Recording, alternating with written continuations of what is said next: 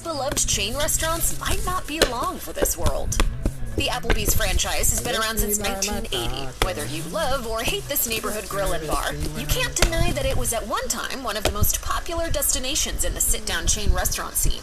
Alas, they've been struggling in recent years, and the troubles really seem to have ramped up during the COVID-19 pandemic. Despite a significant number of closures in 2020, Applebee's hasn't given up. 2023 was supposed to be the year of an official bounce back. As reported by Restaurant Business, the company hoped to open more locations than it would have to close, but despite their best efforts to become relevant again, 2023 has ultimately not been a year of growth for Applebee's. Instead, it's been the same old news of more closures of underperforming locations.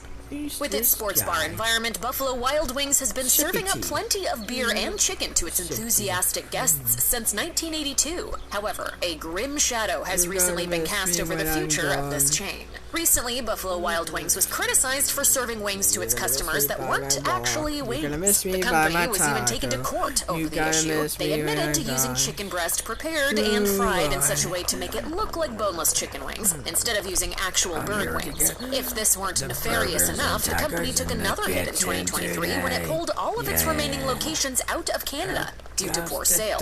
These closures seem to have occurred one by one over a long period of time, leading us to wonder what might be in the works for Buffalo Wild Wings in 2024. If the underperformance and dishonest actions are any indication, the future might just be a little less wild and less wing-filled. You didn't like it. No.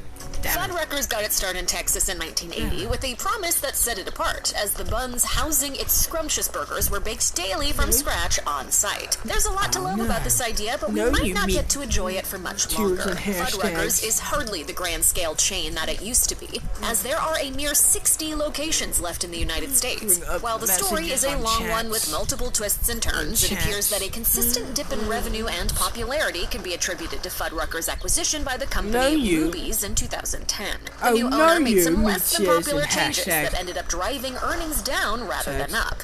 In 2020, Luby's itself was liquidated, and Black Titan Industries took over the flailing Fuddruckers locations. While this most recent owner has been admirably trying to rekindle things, we fear that poor Fuddruckers might be too far gone to revive.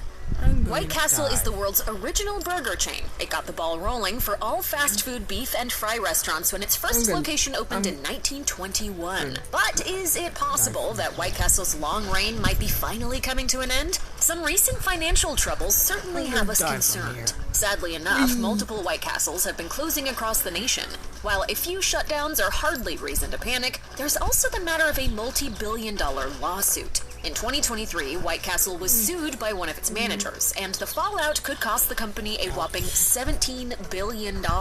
In February, a White Castle in Illinois was found to have breached state laws regarding digital identification systems. The employees had been using a technology for 10 years that failed to ask whether or not it was okay that their personal information, in this case their fingerprints, was being assessed via a third-party verification platform.